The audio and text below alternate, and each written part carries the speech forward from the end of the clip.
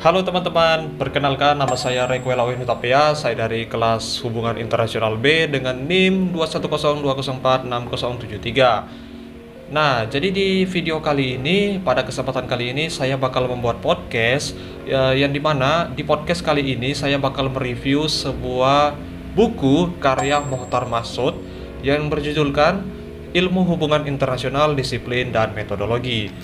Nah, secara singkat saja ya, tentang biografi Mokhtar Masud, yang dimana Mokhtar Masud ini lahir di Padang, Sumatera Barat pada tanggal 16 September 1942. Ia merupakan seorang guru besar emeritus dan Departemen Ilmu Hubungan Internasional, Fakultas Ilmu Sosial dan Ilmu Politik di Universitas Gadjah Mada atau UGM. Untuk menyingkat waktu setelah pemaparan biografi singkat tentang Mokhtar Masud, jadi langsung saja kita bakal masuk ke sesi mereview buku ya teman-teman. Nah, jadi di sesi review buku ini itu akan terdiri dari 10 bab, yang dimana 10 babnya nanti itu satu persatu saya bakal menjelaskan mungkin secara singkat aja kali ya. Nah, jadi langsung saja kita bakal masuk ke bab pertama. Jadi di bab pertama dari buku Ilmu Hubungan Internasional, Disiplin dan Metodologi oleh Mokhtar Masud, yang dimana pada bab 1 ini itu membahas tentang sejarah ya, sejarah perkembangan ilmu hubungan internasional ya lebih tepatnya.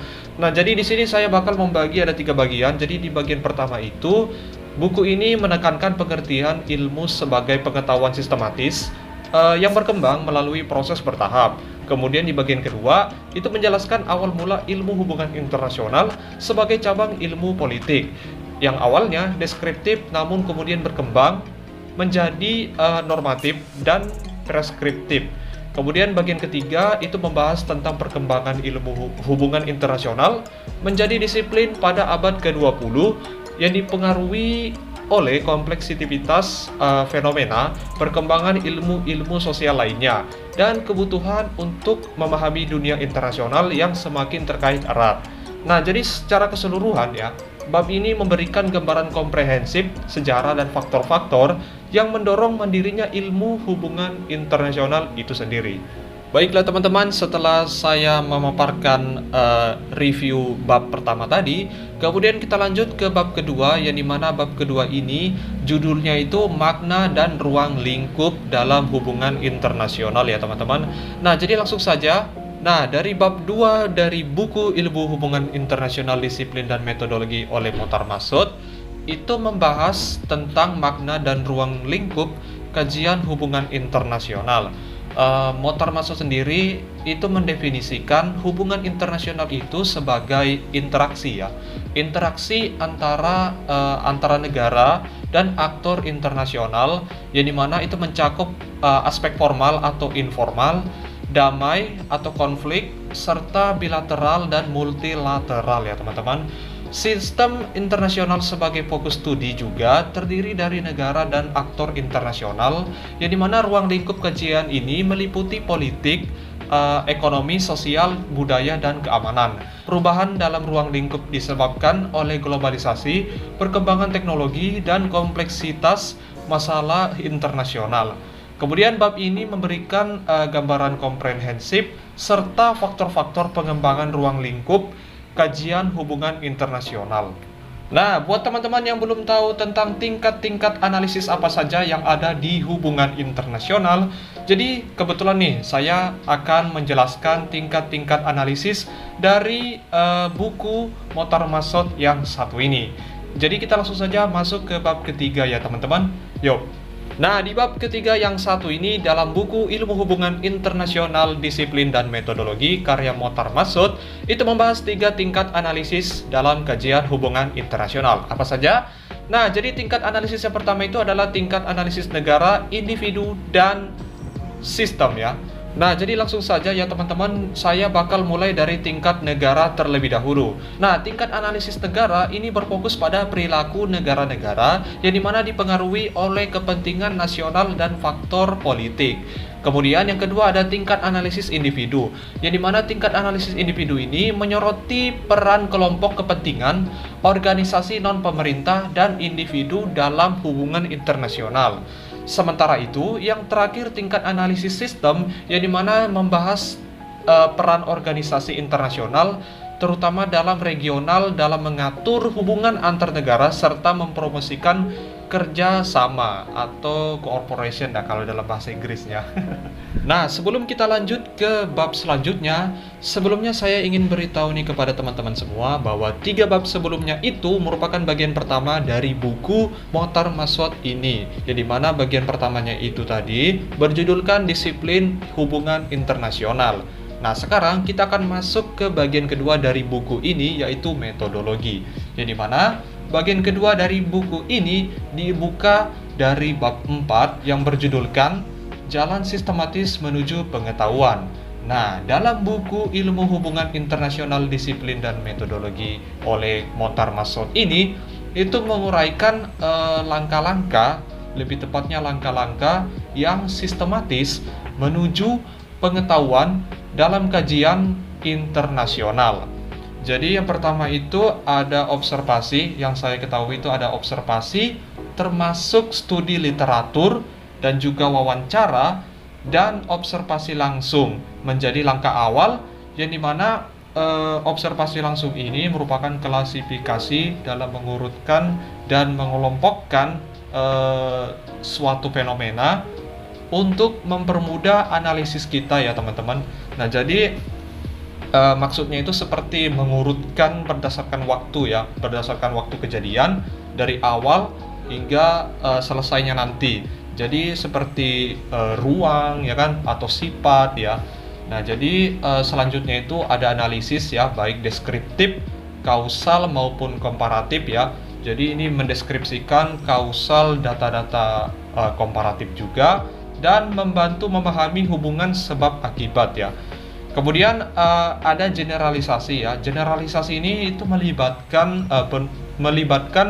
pola berulang atau membuat teori ini itu menjelaskan fenomena secara luas ya. Jadi maksudnya bab ini itu memberikan pandangan komprehensif tentang pentingnya langkah-langkah tersebut dalam suatu penelitian hubungan internasional. Nah, kemudian kita lanjut ke bab kelima, yaitu konsep. Dalam bab 5 dari buku Ilmu Hubungan Internasional Disiplin dan Metodologi karya Montar Massoud ini, dalam kajiannya konsep dalam hubungan internasional ini dibahas sebagai abstraksi ya, lebih tepatnya abstrak dari fenomena dunia nyata atau fakta bisa dibilang ya. Konsep ini seperti negara tidak dapat diamati langsung, tetapi bisa dijelaskan melalui kata-kata atau simbol. Jadi fungsi lainnya dari konsep ini yaitu mencakup komunikasi, analisis, dan generalisasi. Baik, kemudian kita lanjut ke bab ke-6, yaitu generalisasi. Nah, jadi di bab 6 dari buku Ilmu Hubungan Internasional Disiplin dan Metodologi karya Montar Massoud ini, generalisasi sebagai topik utamanya adalah kajian hubungan internasional.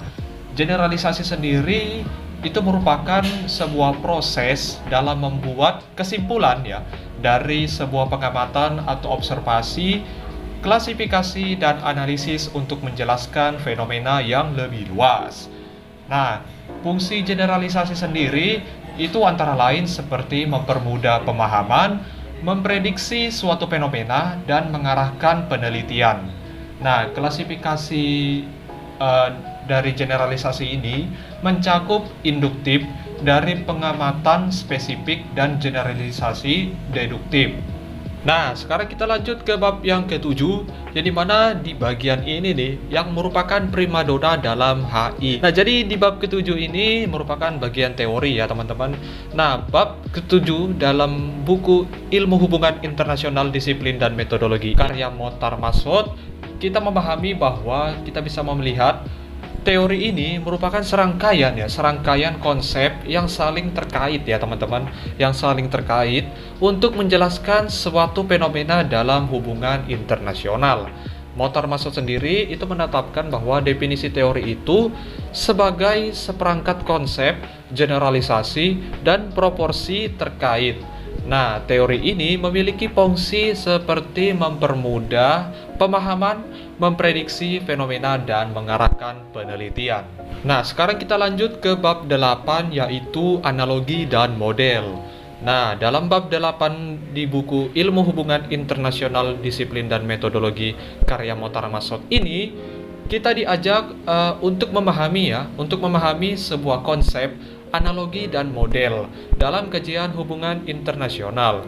Analogi ini itu bisa dilihat sebagai perbandingan antara hal yang berbeda berdasarkan kesamaannya. Hal ini dapat membantu kita mengurai kompleksitas fenomena hubungan internasional. Selanjutnya, Motar Masot menjelaskan bahwa model sebagai representasi dari abstrak suatu fenomena dan dapat digunakan untuk memahami persaingan kekuasaan antar negara. Baiklah guys, teman-temanku sekalian, sekarang kita bakal lanjut ke bab 9, yaitu eksplanasi. Nah, dalam bab 9 di buku Ilmu Hubungan Internasional karya Motar Masot ini, nah di sini kita memasuki ranah eksplanasi ya teman-teman, yang dimana ranah eksplanasi ini merupakan penjelasan fenomena dari dunia nyata. Motar Masot sendiri itu menggambarkan bahwa eksplanasi ini itu sebagai proses dalam menjawab sebuah pertanyaan yang dimana mengapa suatu fenomena ini bisa terjadi. Nah, misalkan ya, ketika kita ingin menjelaskan penyebab terjadinya perang, kita perlu menjelaskan faktor-faktor kenapa perang ini bisa terjadi dan apa pemicunya. Baiklah teman-teman, dan sekarang kita sudah masuk ke penghujung dari bab di buku yang satu ini ya teman-teman. Jadi kita sudah masuk ke bab 10, yang dimana judulnya itu prediksi kontrol dan kebijaksanaan. Nah, di bab 10 dari buku Ilmu Hubungan Internasional Disiplin dan Metodologi karya Motar Masot ini, itu membahas prediksi, kontrol, dan kebijaksanaan dalam konteks hubungan internasional. Nah, prediksi itu sendiri melibatkan memperkirakan peristiwa masa depan ya, atau kayak meramal gitu. Sementara kontrol itu adalah upaya mempengaruhi peristiwa yang akan datang dengan fokus pada bagaimana membuat sesuatu terjadi. Kalau kebijaksanaan itu penting dalam menghadapi kompleksitas hubungan internasional yang merupakan kemampuan membuat keputusan tepat di situasi sulit ya teman-teman. Baiklah teman-temanku sekalian, terima kasih buat teman-teman semua yang sudah nonton video saya dari awal sampai akhir.